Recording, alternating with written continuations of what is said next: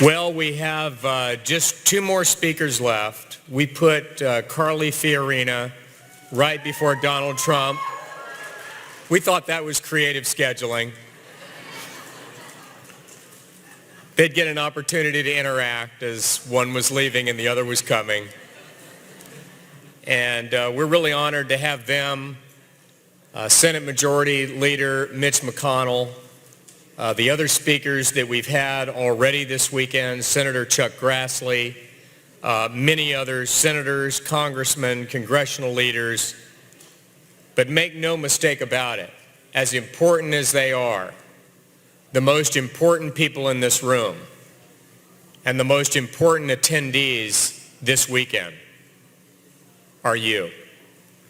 And the reason why, my friends, is because 150 days from now, over 130 million Americans will go to the polls to choose a new president. And the pressing question this weekend is not who we are for. The most pressing question is who stands with us. And more importantly, who shares the values and the convictions and the beliefs that beat in the hearts and give meaning to the souls of millions of Americans for whom their faith in Almighty God and their personal relationship with Christ is the most important reality in their lives. That's the question that we want answered this weekend. And the verdict that we will render in 150 days will not be only about the candidates. It won't be only about their character and their qualifications, because by our voices and our deeds and ultimately by our votes, we will reveal our own character in ways that are both intentional and in ways that are not. You see, this election is not just a window into the soul of two candidates for president. It is also a mirror held up to the American people that reflects our character and reveals what we believe. You know, the French philosopher Joseph de Maistre said that every nation on earth has the government that it deserves. That is a pretty sobering truth, particularly given the government that we have right now. And to that point, you know, Tony Perkins said earlier, it isn't just a situation that we rely on politicians to solve, because there is a spiritual malady that ails our nation and our people as well. I was recently at a function on criminal justice reform where a judge got up to speak and said that in the 6,000 cases that had come before him of offenders whose violations were being adjudicated before his court, he said, how many of those 6,000 individuals do you think came from a home where the father and mother were both present in the home and where that individual had a high school diploma? He said that the answer was 16.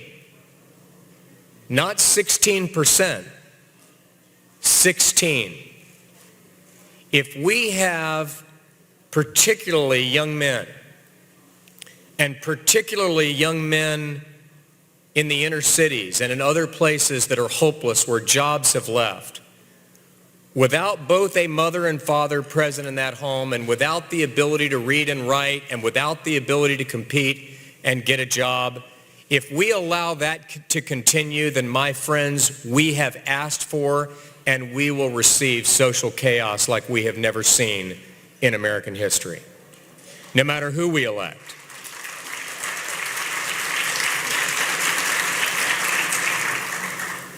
A year ago at this same conference, we had 15 candidates for president who addressed the Road to Majority Conference. This year, there will only be one. And it was not the one that most of the pundits expected to be here this weekend. I can assure you. And unlike a lot of our friends on the other side, we're not looking for a political Messiah because we already have a Messiah. We don't need to find one in the political arena. You see, we understand that perfection is not the measure that should be applied, not only to any political leader, but to any man or woman. Because in all of recorded history, there has only been one perfect person who walked on this earth. And he wasn't a candidate, and he wasn't a political figure. His name was Jesus Christ. And wherever he went, if you were blind, you saw. If you were hungry, you ate. If you were thirsty, you drank. If you were lame, you walked. It is his name that is above every name, and it is he and he alone who is the ruler of the nations. Not any king, not any prince, and not any president. You're going to hear a lot this weekend about the strength and importance of the evangelical vote. But let me tell you one truth, the most important truth that you're not likely to hear in the analysis of what we're going to do this fall. And that is that we are Christians first, we are Americans second, and we are members of a political party third. And we don't forget the order of those three.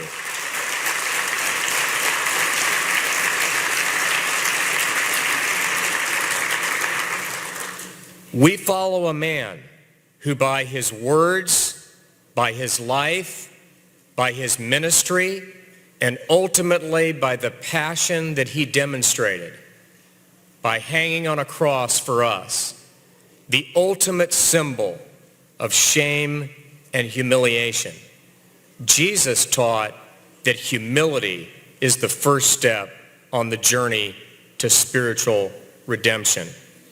He taught that the first shall be last, and the last shall be first, and that the meek, not the proud, would inherit the earth. One of the first Bible verses I ever committed to memory as a teenager was Paul's words to the first letter that he wrote to the church at Corinth. And he put it this way. He said, God has chosen the foolish things of the world to shame the wise, and he has chosen the weak things of the world to shame the things which are strong. That, by the way, if you're looking it up, is 1 Corinthians, not 2 Corinthians. But neither the world of politics nor the world of media is known for its humility. And in spite of that, there have been an awful lot of people who have had to eat humble pie in the past year. Because every week, really every day, the press and the pundits assured us and then insisted and then demanded that the leading candidate would implode and go away. To their surprise, and then their shock, and then ultimately their outrage, that candidate's appeal spanned the spectrum and only grew stronger.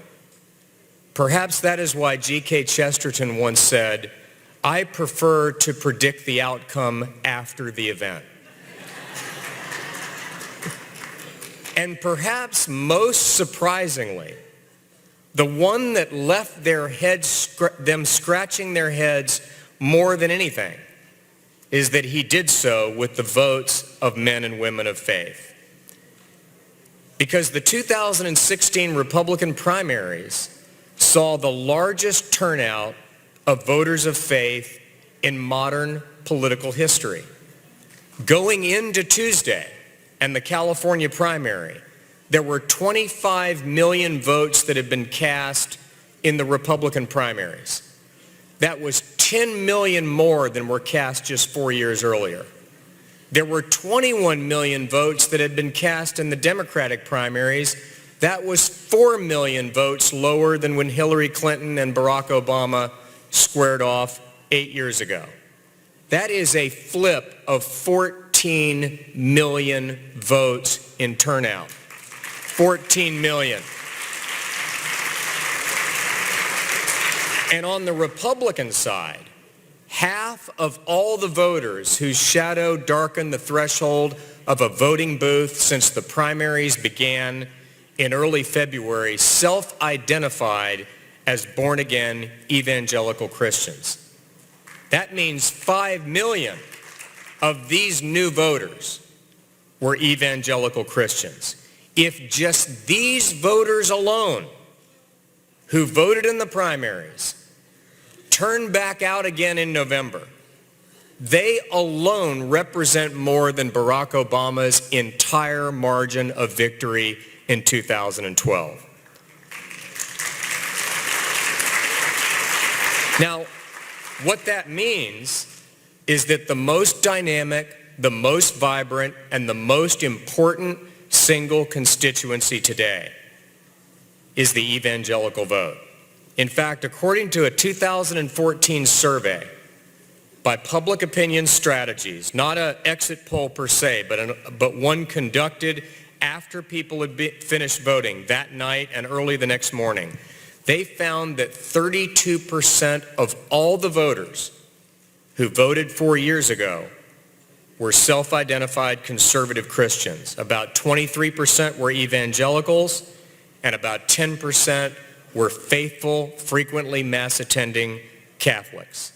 My friends, that is bigger than the union vote, the African-American vote, the Hispanic vote, the feminist vote, and the gay vote put together. Just that one vote. At Faith and Freedom Coalition, our goal in 2016 is to turn that vote out in even larger numbers. We will distribute 35 million nonpartisan voter guides in over 117,000 churches and houses of worship all over this country. We will make 15 million phone calls from phone banks and other volunteer centers.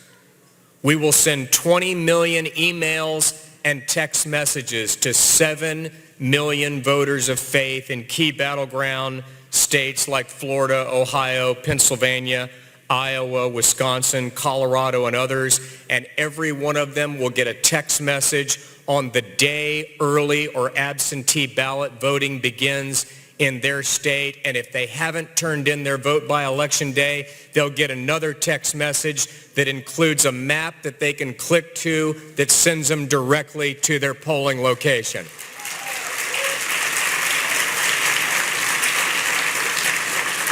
And if they haven't voted by 4 o'clock, we're going to go to their house in a car or on a bike or in a van, and we're going to get them to the polls. We will knock on over 1 million doors in just the states that I mentioned. Now, why are we going to do this? I'll tell you why. We're going to do it because we dare not sit on the sidelines during what I believe is the most important election in our lifetimes. There are some who counsel timidity and retreat.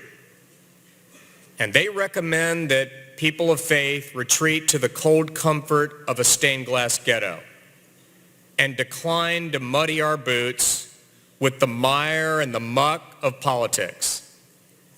But that is not an option for followers of Christ. You see, we're called to put away our my way or the highway pride, to forsake cynicism, to reject negativism, to engage fully, always cheerful, always ready to make a positive case for our faith. And in so doing, address the hard moral choices that Providence has presented to us in our time, in our eternal mission of advancing good and resisting evil. There are some, You've heard them on the radio, you've seen them on TV, you've gotten their emails, who say that this election is just a choice between two deeply flawed candidates who simply represent the lesser of two evils, and therefore, as men and women of conscience, we really have no stake in the outcome. My friends, the exact opposite is true. And if you go back and you look at what Ronald Reagan said when he addressed the National Association of Evangelicals in 1983, in one of the darkest days of the Cold War, a struggle that many predicted we not only could never win, but they believed we were fated to lose. And he said this, and I quote, "Beware the temptation of pride, the temptation of blithely declaring yourselves to be above it all, and label both sides equally at fault."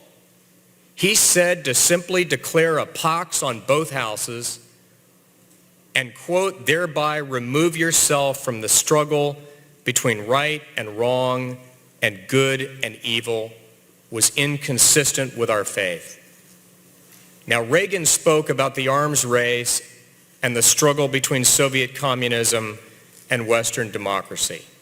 But he could have been talking about the grave evils that you and I face in our own time. Consider the following. The most common surgical procedure in America today is not an appendectomy, it's not heart surgery, it's a procedure called abortion that takes the life of an unborn child in its mother's womb. And today, 1 out of every 3 pregnancies in America ends in abortion. That is an unspeakable tragedy. And yet one candidate supports abortion on demand for any reason at all or no reason at all, including for sex selection and including when the child can survive outside the womb. She even said just a few months ago on national television, and I quote, "The unborn person doesn't have constitutional rights." She said the right to life, and again I quote, "is not something that exists."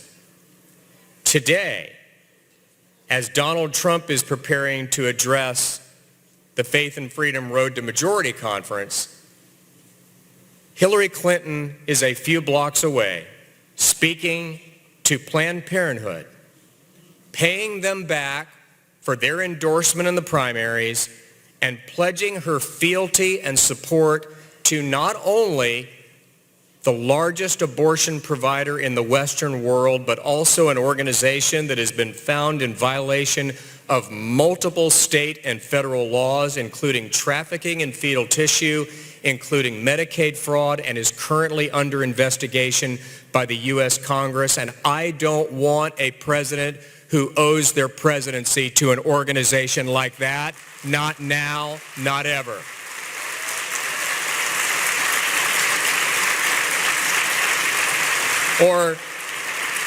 Or take the institution of marriage, the most time-honored institution in the history of Western civilization that is the foundation of our civilization. It has been redefined by 5 votes on the U.S. Supreme Court, an act of judicial fiat as brazen as any that has occurred in our history, and it overturned with the stroke of a pen not only federal law, but the laws and state constitutions of 37 states. One candidate for president says they agree with that decision. In fact, after she resigned as Secretary of State, her first statement on any matter of public policy was not about terrorism or national security. It wasn't about genocide or health care or the economy. It was a statement in which she came out in support of redefining the institution of marriage, which she once called in a speech on the Senate floor, and I quote, "a sacred bond between a man and a woman."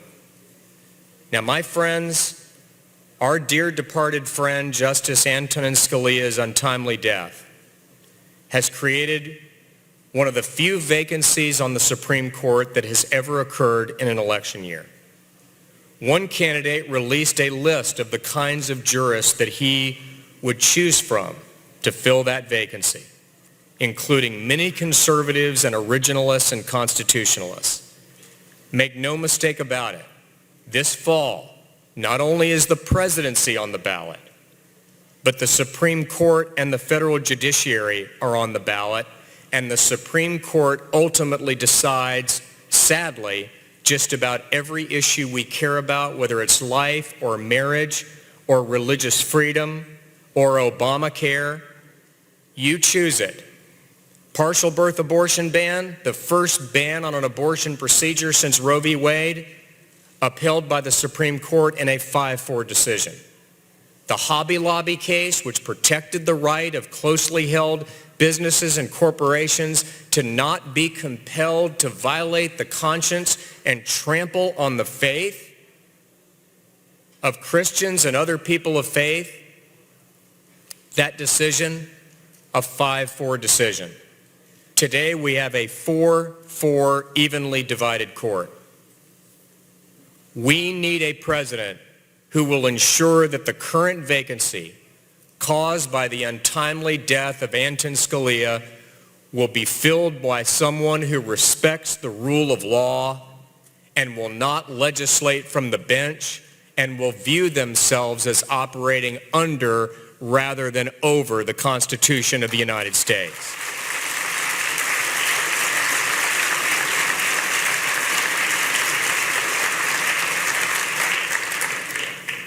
Secretary Clinton was the leading architect and the leading foreign policy figure in an administration that drew a red line in Syria and then refused to enforce it. An action, or more accurately, an inaction, that has led to the death and slaughter of 300,000 innocent civilians. An administration that has presided over the rise of ISIS in Iraq, an ISIS-affiliated terrorist government controlling some of the most important parts of Libya, the worst refugee crisis since World War II, a Russian reset that has led to the seizure of Crimea and the strangling of Ukraine, and the most systematic undermining of Israel by a U.S. administration since the founding of the Jewish state in 1947. Other than that, it's been a pretty good record. In addition to that, Secretary Clinton, we now know, began the secret negotiations that has led to a nuclear deal with Iran that will allow the mullahs and the madmen in Tehran to gain access not only to the most advanced ballistic missile technology in the world, but also the nuclear weapons to be delivered by those missiles, threatening Israel, intimidating moderate Arab states in the Middle East, and ultimately threatening our homeland. Now that, in brief, is the choice that faces us. That's what's on the ballot come November. On the sanctity of life, on religious freedom, on support for Israel, on marriage, on the confirmation of a new justice to the Supreme Court, and on whether or not we're going to actually enforce the Iran nuclear deal. This is what's on the ballot. And we can't escape that choice that is before us. William Wilberforce, who led the battle to abolish the slave trade and ultimately to abolish slavery in Great Britain, died a month before Parliament passed legislation that banned and eliminated slavery in all the territories of the British Empire. He died just a month before the greatest political triumph of his entire career. He knew something about hard choices in a fallen world. In talking about the different personalities and leaders that led that great struggle, Wilberforce said this: He said, we all have different forms assigned to us in the school of life, different gifts that are imparted by God to each of us. All is not attractive that is good. Iron is useful, but it does not sparkle like a diamond. Gold is valuable, but it does not have the fragrance of a flower. So different persons have different modes of excellence, and we must have an eye to all. How many of you know that we serve a mighty God who uses imperfect people, including every one of us, to achieve his perfect will? Amen?